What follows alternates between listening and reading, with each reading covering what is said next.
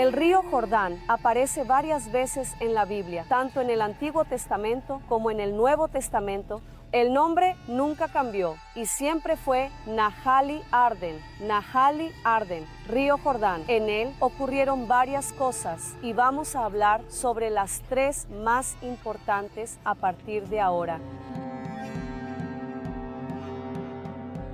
Una de las cosas que podemos decir que pasó aquí fue el paso de pueblo de Israel de allí, de la esclavitud, a la tierra prometida con Josué. ¿Cómo sabemos eso? ¿De dónde viene esta comprobación? Del mapa de Midba. El mapa de Midba es el mapa más antiguo de Israel encontrado hasta hoy. Fue encontrado en el siglo VI, en forma de mosaico dentro de una iglesia allí en Jordania. En este mapa de Midba vemos allí un lugar donde está escrito Beit Bara.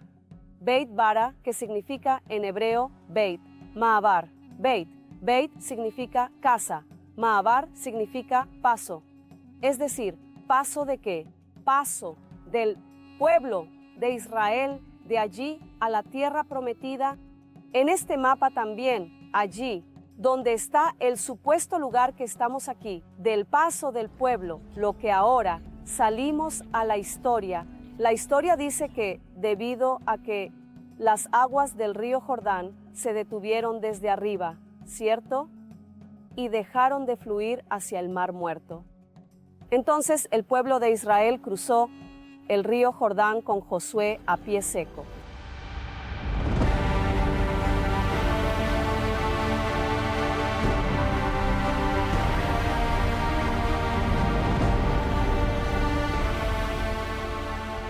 La historia dice que porque eran numerosas personas, el agua se detuvo, pero allí estaba seguro húmedo. Había el flujo del río y las personas comenzaron a pasar. Entonces sucedió lo siguiente, así era la orilla. Las personas fueron pasando, se hundió la tierra. ¿Y qué hizo? Hizo este llamado en hebreo de Pitul. Cambió el borde del río.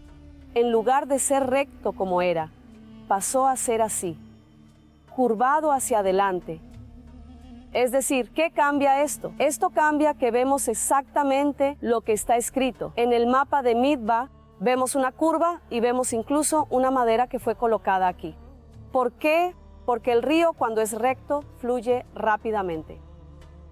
Cuando tiene el pitul, cuando tiene la curva, cambia el flujo, ya pierde un poco de velocidad y de fuerza. Entonces, este lugar pasó a ser deseado, elegido por todas las personas alrededor cuando iban a hacer esta travesía, porque aquí el flujo se había reducido.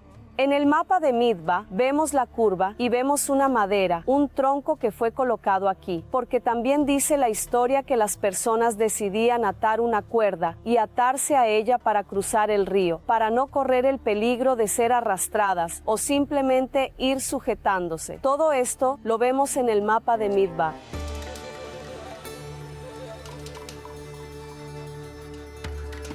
Otra cosa es el nombre. Entonces, tenemos primero la arqueología, que es la época bizantina, donde fue encontrado el mapa de Lisboa en el siglo VI.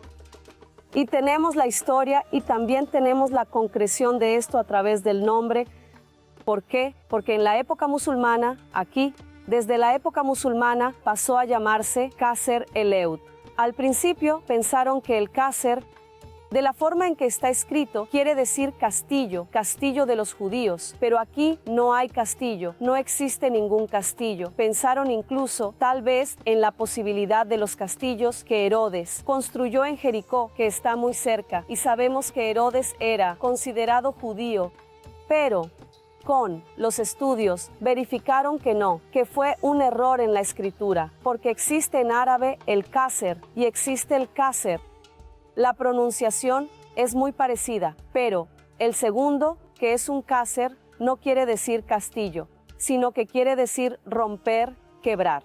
Entonces, esta fue otra de las conformaciones. El nombre Qasr, el Yehud, quiere decir que los judíos rompieron, quebraron, pararon, que el flujo del río Jordán para que pudieran cruzar a pie seco y llegar a la tierra prometida.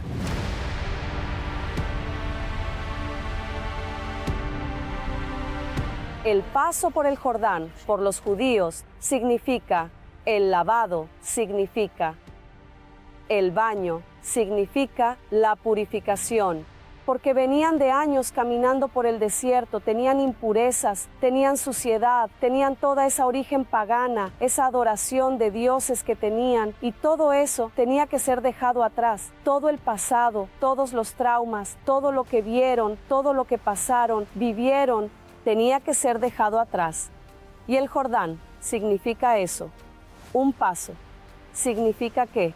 Significa que tú rompes, que interrumpes, que detienes todo lo que has hecho en tu vida, que es contrario a la palabra de Dios, a la voluntad de Dios, que te impide mantener tu comunión con Dios, para que entonces ese flujo pueda seguir, puedas cruzar y llegar a la tierra prometida, que es la tierra, que es la promesa de Dios para ti, que es donde Dios te llamó a estar